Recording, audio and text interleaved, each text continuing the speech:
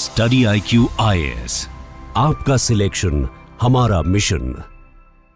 Hello and welcome, आप सभी का स्वागत है स्टडी IQ IAS पे।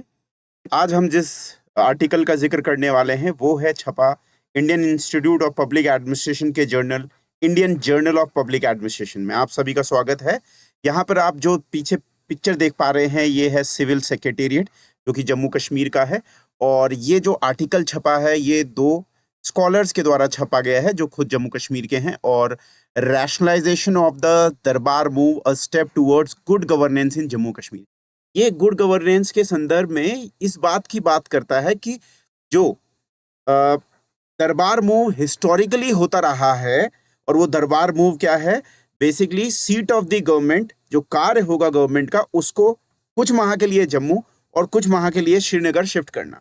अब इसका बैकग्राउंड क्या है और ये दोबारा से अभी पिछले 2-3 दिनों से क्यों मूव में है और क्यों न्यूज़ में है, इसके बारे में चर्चा करेंगे। तो बहुत ही रेलेवेंट सब्जेक्ट है जो कि करंट अफेयर से रिलेटेड है और साथ में रिलेटेड है आपके Indian Institute of Public Administration के journal Indian Journal of Public Administration में पब्लिश हुआ है। जो पब्लिक एडमिनिस्ट्रेशन का एस्पेक्ट है हम उस पर ज़्यादा इसमें चर्चा करेंगे और गवर्नेंस का, rather than current affairs. Current affairs को भी मैंने इसमें इंक्लूड कर दिया है। तो देखिए, सिविल सेक्रेटेरिएट क्या होता है। सेक्रेटेरिएट का मतलब होता है ऑफिस, और सिविल सेक्रेटरी मतलब जहां पर जनरल एडमिनिस्ट्रेशन होता है राज्य का। बेसिकली IAS ऑफिसर्स ज्यादातर यहां पर काम करते हैं। तो यहां पर देखिए कुछ ट्रक्स दिखाई दे रहे हैं आपको। ये ट्रक्स क्या हैं? ये हिस्टोरिकली जो जम्मू से कश्मीर में शिफ्ट हो जाता है दरबार, the working of the centre of the government in summer season, और अब जो आपका अक्टूबर आ गया है यहाँ पर अब ये शिफ्ट हो रहा है श्रीनगर से जम्मू।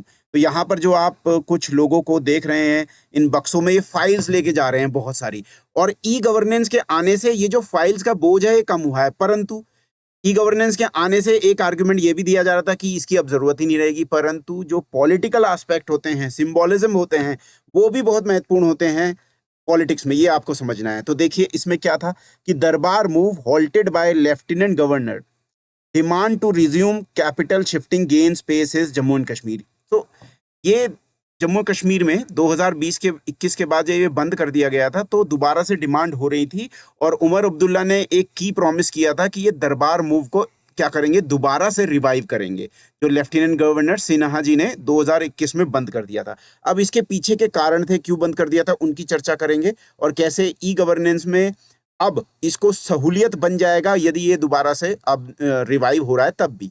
तो देखिए जरा इसका हिस्टोरिकल पर्सपेक्टिव देखते हैं। अभी ये जो 3 दिन पहले मूव को स्टार्ट किया गया है उससे क्या फर्क पड़ने वाला है, जरा इस चीज को देख लेते हैं। तो सबसे पहले तो ये देखिए, आप जम्मू कश्मीर का मैप यहाँ पर देख ही पा रहे हैं।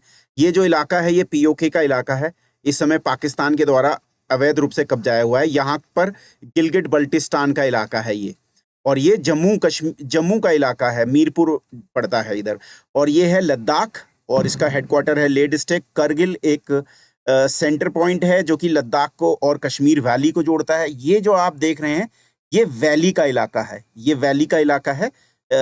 यहाँ पर हाईली पॉपुलेटेड पॉपुलेशन है, और ये जो आप देख पा रहे हैं ये जो इलाका है ये आपका कश्मीर रीजन का इलाका है। तो डोडा, उधमपुर, जम्मू, कठुआ, रामबन, राजौरी, रियासी, ये सारी डिस्ट्रिक्ट्स इधर पड़ती हैं। तो अभी जो दरबार मूव हुआ है वो क्या हो रहा है कि श्रीनगर में जो सीट ऑफ द गवर्नमेंट है वो आ जाएगी जम्मू में, और ये जो पूरा चीज आएगी ये किससे आएगी, हाईवे के थ्रू होते हुए आएगी, और इसमें बहुत सारे ट्रक्स का इन्वॉल्वमेंट होगा और 200 करोड़ से भी ज्यादा रुपीस का खर्चा होगा। परंतु ये दोबारा से क्यों शुरू किया गया है, इसके पीछे जरूर कुछ कारण होंगे। सो अभी अगर एडमिनिस्ट्रेटिव अरेंजमेंट्स की हम बात करें तो स्टेट की रोड ट्रांसपोर्ट कॉर्पोरेशन, मतलब जिसको हम रोडवेज बस कहते हैं आम भाषा में, रोडवेज बसेस को ये कहा गया है कि भाई आप तैयार रहें, और क्रेन्स को भी करें, बैकअप व्हीकल्स भी रहेंगी, 1-2 क्रेन भी चलेगी यदि कोई कुछ दुर्घटनाग्रस्त हो सकता है या रास्ता रुक सकता है। ये अभी नवंबर में होने वाला है। तो सिक्योरिटी के भी इंतजाम करे गए हैं। अब यहाँ पर जम्मू और श्रीनगर को बहुत अच्छी तरीके से जोड़ दिया गया है ऑल वेदर रोड्स के द्वारा। तो बनिहाल, काजीगंज और श्यामा प्रसाद मुखर्जी टनल्स हैं यहाँ बीच में श्रीनगर के, और ये जो आपका जम्मू का रास्ता दिखाई दे रहा है ये हाईवे के बीच में टनल्स पड़ती हैं ताकि बर्फबारी में भी ये रास्ता चलता रहे। इसके अलावा हेल्थ कैंप्स की भी व्यवस्था करी गई है, क्योंकि ये कई 100 किलोमीटर का रास्ता है। तो इसमें यदि किसी को कोई दिक्कत होता है तो काजीगंज, रामबन, चिनानी, उधमपुर, झज्जर कोटली, इन सब जगहों पर हेल्थ डिपार्टमेंट बिल्कुल दुरुस्त रहेगा। राशन की भी व्यवस्था करी गई है इस पूरे के पूरे इलाके में। और साथ में जो ये मूव होगा, इसमें ट्रैवलिंग अलाउंस भी 25,000 पर एम्प्लॉयज को दिया गया है। तो जो लोग जिनके बच्चे पढ़ते हैं श्रीनगर में, उनके परिवार यहीं रह सकते हैं सरकारी आवासों में, और जम्मू में भी उनको रहने की व्यवस्था गवर्नमेंट की तरफ से करी जाएगी। तो विंटर सेक्रेटरीट ऑपरेट अब श्रीनगर सिविल सेक्रेटरीट में बनी रहेगी। एक मतलब मिनिमम प्रेजेंट ऑफ गवर्नमेंट यहाँ पर रहेगी श्रीनगर में भी। तो अभी इसके बैकग्राउंड की बात करते हैं, इतिहास में जाते हैं। यहाँ पर आप जो देख पा रहे हैं, ये डोगरा किंग्स का शासन रहा है। जो पंजाब का जब शासन था, महाराजा रणजीत सिंह का शासन था जम्मू एंड कश्मीर में, उसके बाद यहाँ पर जो सत्ता आई थी वो ब्रिटिश के द्वारा दे दी गई थी यहाँ पर डोगरा राजपूत को। और डोगरा राजपूत के जो किंग थे, उनमें से एक किंग है गुलाब सिंह के एक पुत्र महाराजा रणबीर सिंह। तो उन्होंने एडमिनिस्ट्रेटिव के रीच को अपने पूरे कश्मीर इलाके से, श्रीनगर के आसपास के इलाके से और जम्मू तक इसकी रीच बनी रहे, और दोनों ही जगह के लोगों को एक इंटीग्रेटिव भाव मिले, इसके लिए ये क्या करते थे, समर कैपिटल अपनी कश्मीर में रखते थे श्रीनगर, और जम्मू कैपिटल विंटर में रखते थे। ओवर टाइम ये क्या हो गया, फिनेंशियली ड्रेनिंग हो गया, ये चलता रहा। पर आज़ादी के बाद इस बात पे कई लोगों ने आपत्ति जताई कि ये करने का क्या है, ये तो एक कॉलोनियल प्रैक्टिस भी बनी रही थी, और ये राजा महाराजाओं की प्रैक्टिस थी, ये दरबार जैसे वर्ड को यूज करना क्या सिंबोलिज्म है। तो इस पे क्वेश्चन भी लगे। अब गवर्नेंस के चैलेंज जो इसके बारे में आर्गुमेंट दिए गए वो ये है कि 2019 में 197 करोड़ रुपए खर्चा हुआ था, आरटीआई ने बताया। इसमें अकोमोडेशन है, शिफ्टिंग है, ट्रैवलिंग है, सैलरीज है, और 6 महीने के लिए ये भी कहा गया कि जब 6 महीने के लिए आपका, अगर ये रफली हम मैप बनाने की कोशिश करें जम्मू कश्मीर का, तो 6 महीने के लिए ये लद्दाख का एरिया हो गया, ये कश्मीर वैली का एरिया हो गया, और ये जम्मू रीजन हो गया। जब यहाँ पर दरबार मूव कर जाता है तो यहाँ पर एक्टिविटी कम हो जाती है, और जब यहाँ दरबार मूव कर जाता है तो यहाँ पर एक्टिविटीज कम हो जाती हैं। सो नो गवर्नमेंट पीरियड हो जाता है हाफ ईयर। तो इसका क्या रैशनल है, ये बड़ा एक प्रॉब्लमैटिक चीज बताई गई। तो देखिए, हिस्टोरिकल अटेम्प्ट्स भी हुए हैं, जैसे बख्शी गुलाम मोहम्मद, ये प्राइम मिनिस्टर भी रह चुके हैं जम्मू कश्मीर के, पहले जम्मू कश्मीर में प्राइम मिनिस्टर होता था। इन्होंने कहा कि इसको फिक्स कर देंगे, ये जो मूव चलता रहता है ये इसको बंद कर देंगे। 150 लगभग 146 साल से चल रहा है, ठीक है। फारूक अब्दुल्ला जी आए, उन्होंने भी एबॉलिश करने की कोशिश करी, पर जम्मू में प्रोटेस्ट हो गया। जम्मू वाले लोगों ने कहा कि भाई अभी तुम ये क्यों निकाल के ले जा रहे हो हमारा। उमर अब्दुल्ला ने 2012 में, जो वर्तमान अभी चीफ मिनिस्टर हैं, उन्होंने ही कहा था ये तो मनी का वेस्टेज है। पॉलिटिकल सेंसिटिविटी और रीजनल इमोशनल ये दिक्कतें हैं, इनको आपको समझना है। देखिए, मैं आपको समझाने की कोशिश करता हूँ, यहाँ पर जरा ध्यान दीजिएगा। अगर रफली हम ये कह दें कि भाई जम्मू कश्मीर का मैप कुछ ऐसे दिखता है, तो ये जो रीजन है ये है वैली का रीजन, मतलब कश्मीर वैली का रीजन। ये जो रीजन है ये पूरा का पूरा पंजाब से, इधर हिमाचल प्रदेश से, और हरियाणा भी दूर नहीं है, दिल्ली यहाँ पर है, यूपी उत्तराखंड से आसपास ही है। तो यहाँ पर बहुत सारा फ्लो जाता है लोगों का। यहाँ पर धार्मिक टूरिज्म भी है, जैसे वैष्णो देवी, और यहाँ पर तो समर टूरिज्म होता ही है। कश्मीर वैली की सुंदरता आप सभी को पता है। तो यहाँ पर बहुत सारी, पहले क्या होता था, यहाँ पर यात्रियों का स्टे होता था। अब यात्रियों का स्टे होता था तो यहाँ पर यात्री कुछ खर्च भी करते थे, यहाँ से बहुत सारे ड्राई फ्रूट्स भी लाते थे। वैष्णो देवी के लिए जब आपको श्राइन के लिए जाना पड़ता था तो यहाँ नाइट स्टे होता था। अब सरकार ने बहुत बढ़िया रोड्स बनाती हैं, और साथ में ट्रेन से भी कनेक्ट कर दिया है। तो लोग सीधे जम्मू से ना रुक के सीधे कश्मीर वैली में चले जाते हैं, दिल्ली से वो सीधे कश्मीर वैली में चले जाते हैं, पंजाब हरियाणा से। अब उनका नाइट स्टे जम्मू में कम होता है, और जम्मू में अपेक्षा एज कंपेयर टू जो कश्मीर है उसके कंपैरिजन में जो टूरिज्म है उसको कम बढ़ावा दिया गया है। ऐसा नहीं है कि जम्मू के इलाके में टूरिज्म की संभावनाएं नहीं है, या वहां पर एक तरीके से कैपेबिलिटी नहीं है, बहुत है, पर इसको कम ध्यान दिया गया। तो इस वजह से यहाँ पर ओवरऑल जो ट्रिकल डाउन है इकोनॉमी का वो नहीं हो पा रहा है। यहाँ पर लोग स्पेंडिंग खत्म कर दिया। तो वैसे तो पहले जम्मू के ही लोग कहते थे कि इसको बंद होना चाहिए, क्योंकि ये 200 करोड़ तक के एनुअल जो रिसोर्सेज हैं उनको खत्म कर रहा है। कई बार सैलरीज को देने के लिए एम्प्लॉयज को सरकार के पास पैसे भी नहीं रहे हैं, ऐसा भी रहा है, डिलेज हुई है सैलरी में, तो इसका विरोध किया जाता था। परंतु अब स्थितियां बदल गई हैं, जैसे मैंने बताया रोड ट्रेन का आने से जम्मू को शेयर ऑफ जो ट्रैवलिंग थी, क्योंकि यहाँ पर with in Jammu and Kashmir बहुत बड़ा एग्रीकल्चर प्रोड्यूस तो है नहीं, फ्रूट्स और ड्राई फ्रूट्स के अलावा, ठीक है, और जो बहुत बड़ी इंडस्ट्रीज भी नहीं है, तो यहाँ पर मेजर इंडस्ट्री है टूरिज्म ही, तो इससे बहुत ज्यादा नुकसान हो रहा था। तो जम्मू के व्यापारियों ने भी इसको क्या के लिए किया है, स्वागत किया है। साथ में उमर अब्दुल्ला क्या कर रहे हैं इस मूव से ये मैसेज देना चाह रहे हैं जम्मू के लोगों को भी कि देखिए अभी मैंने ये कर दिया है, अगर हमें स्टेटहुड मिल जाएगी तो हम क्या करेंगे, और भी ज्यादा विकास करेंगे। पर जम्मू का जो एक्सपीरियंस रहा है प्री 2019, जब 370 जो आर्टिकल था वो था, उसमें यही रहा है कि जम्मू के लोगों के साथ और लद्दाख के लोगों के साथ हमेशा कश्मीर के जो पॉलिटिशियंस रहे हैं, क्योंकि वही पावर रही है, वही चीफ मिनिस्टर्स बनते रहे हैं, उन्होंने, इनका मानना है कि एक तरीके से इनके साथ क्या किया है, भेदभाव किया है। तो ये सारी चीजें हैं जो अब इसको दोबारा से रैशनलाइजेशन पे ला रही हैं। तो 2019 में एक टर्निंग पॉइंट आया था, यहाँ पर हमें देखने को मिलता है कि आर्टिकल 370 का एब्रोगेशन हो गया, यूनियन टेरिटरी बना दिया गया, साथ में लद्दाख यूनियन टेरिटरी हो गया। सत्यपाल मलिक जी जो पूर्व यहाँ पर लेफ्टिनेंट गवर्नर थे, उन्होंने जेके ई गवर्नेंस एजेंसी का निर्माण किया और ई गवर्नेंस के थ्रू बहुत सारा जो ये दरबार मूव था उसका रैशनली खत्म हो गया, क्योंकि अब आपको रियल हाईवेज की जगह हाईवेज ऑफ ई हाईवेज मिल गया, इंटरनेट हाईवेज मिल गया, और आपका काम बहुत सारा जो है वो ऑनलाइन होने लगा। तो ई ऑफिस को हर डिपार्टमेंट में, हेल्थ से लेके एग्रीकल्चर से लेके हॉर्टिकल्चर, हर जगह ट्रांसपोर्टेशन में अप्लाई किया गया। जो फाइल पहले महीनों 3-4 महीने लगते थे क्लियर होने में, रेड टेपिज्म बहुत था, उसको खत्म कर दिया आईटी के आने से।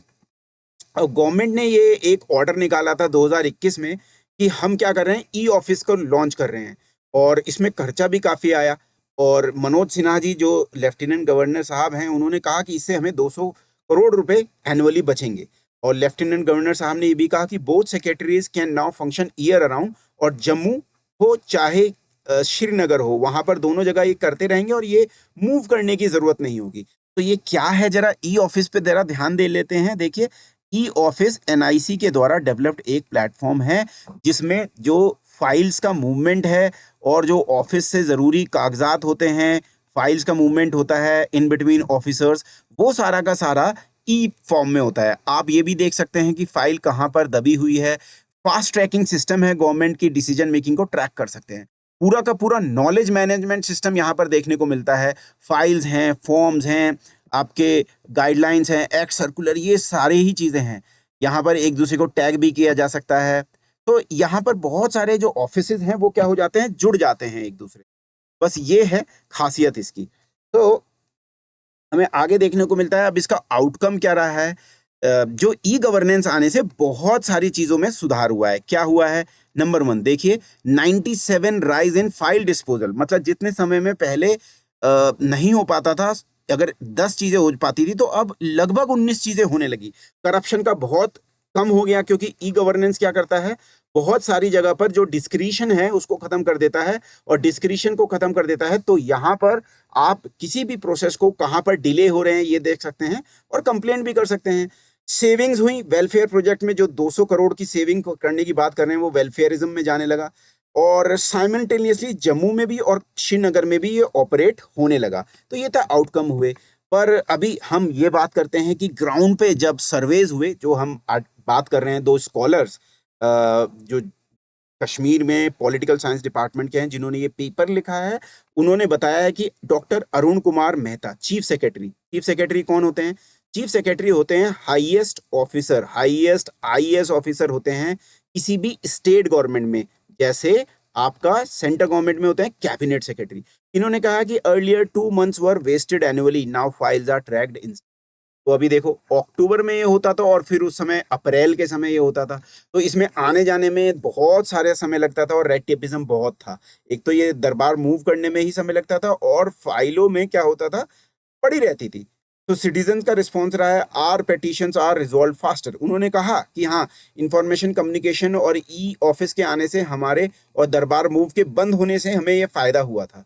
तो सिटीजन्स का अच्छा एक अनुभव रहा। एडमिनिस्ट्रेटिव डिलेज भी कम हुए। तो ये अभी क्यों कर दिया फिर गया, फिर ये दोबारा से क्यों खत्म शुरू कर दिया, अभी उसके बारे में बताते हैं। देखिए जम्मू कश्मीर के जो हाई कोर्ट है उसमें भी पीआईएल पड़ी थी, तो वहां पर भी कहा गया था इसकी कोई कॉन्स्टिट्यूशनल वैलिडिटी नहीं है, ये तो कॉलोनियल हैंगओवर है। गवर्नमेंट को ऑल्टरनेटिव फाइंड करने को कहा गया था, डिजिटल रिफॉर्म्स पे जोर दिया गया था। आपको पता ही है कि डिजिटल भारत इनिशिएटिव और किस तरीके से उसने हमारी गवर्नेंस की एक तरीके से पूरी ट्रांसपेरेंसी लाई है। और ये गुड गवर्नेंस का मूव कहा गया कि भाई स्मार्ट गवर्नेंस है, simple, moral, accountable, responsible, citizen centricity है, ई डेमोक्रेसी स्टैब्लिश करेगा, हाईली एफिशिएंसी आएगी, ट्रस्ट डेवलप होगा, सर्विस की एक्सेसिबिलिटी होगी। ये सब अपनी जगह है, पर देखिए सब चीज रहते हुए भी हमें ये भी देखना है कि हम एक डेमोक्रेसी में रहते हैं और हर चीज को आप पैसे से नहीं तोल सकते। तो जो बहुत ज्यादा एक सिंबॉलिज्म है उसका भी यूज करा जाता है और डेमोक्रेसी में लोगों की भी बात मानी जाती है। बियॉन्ड जो आपका रैशनल एलिमेंट है उसके भी बियॉन्ड जाके हमें इमोशनल एलिमेंट्स को देखना पड़ता है, जो कि एल्टन मायो ने भी अपने कहा था ऑर्गेनाइजेशंस में हमें देखना पड़ता है। तो केवल पैसा बचाना ही नहीं होता है, लोगों में अगर ट्रस्ट डेवलप करना है तो उनको ये भी दिखाना होगा कि गवर्नमेंट आपके द्वार है। ठीक है, तो ये इसीलिए करा गया है दोबारा से, राइट। सो अभी इसके अपने लिमिटेशंस भी हैं। एक तो दरबार मूव के अपने लिमिटेशंस हैं और दूसरा आर्ग्यूमेंट है कि भाई जो डिजिटल हाईवेज हैं उनके भी अपने लिमिटेशंस हैं। भाई डिजिटल जो चीज़ें हैं वो हमेशा काम नहीं करती हैं, कभी कभी साइबर वल्नरेबिलिटीज़ होती हैं। कभी कभी हमें देखने को मिलता है कि इंटरनेट को बार बार कश्मीर वैली में तो ऑफ कर दिया जाता था, बंद कर दिया जाता था, ये भी दिक्कतें हैं। और आपका डिजिटल डिवाइड की भी बहुत सारी दिक्कतें हैं। जो पुअर लोग हैं और जो वीमेन हैं और जो ओल्ड हैं उनके पास जो एक्सेस है डेटा और डिवाइसेस का वो कम है। पावर आउटेज की वजह से भी होता था। और इसके अलावा साइबर सिक्योरिटी एक बहुत बड़ा क्या रहा है, मुद्दा रहा है साइबर सिक्योरिटी का, क्योंकि बहुत सारे लोगों के हैक कर लिए जाते हैं अकाउंट्स, पैसे चोरी हो जाते हैं, इन सब की वजह से डर रहता है। सो इसको ट्रेनिंग से, कैपेसिटी बिल्डिंग से खत्म किया जा सकता था, ये तो करा ही है गवर्नमेंट ने। अब ये दोबारा से सिंबोलिज्म के तहत दरबार मूव शुरू भी हो गया है। ठीक है, तो आपको ये याद रखना है, public administration point of view से, गवर्नेंस पॉइंट ऑफ व्यू से हमने इस आर्टिकल को देखा, साथ में ई गवर्नेंस ने कैसे इसको सॉल्व करने का काम किया। परंतु फिर भी पॉलिटिकल जो आपकी, जैसे आपको याद रखना चाहिए कि वुड्रो विल्सन ने कहा है कि political questions are not the administrative question. तो यही बात है, वुड्रो विल्सन को याद रखिए। वुड्रो विल्सन को याद रखेंगे तो यहां पर दिखाई देगा कि पॉलिटिशियंस बहुत सारे काम अपनी कॉन्स्टिट्यूएंसी को सेटिस्फाई करने के लिए करते हैं। ठीक है, so that is all we have in this lecture. We shall be meeting very soon in the next one. Till then have a very good time. जय हिंद एंड जय भारत। स्टडी IQ IAS, आपका सिलेक्शन हमारा mission.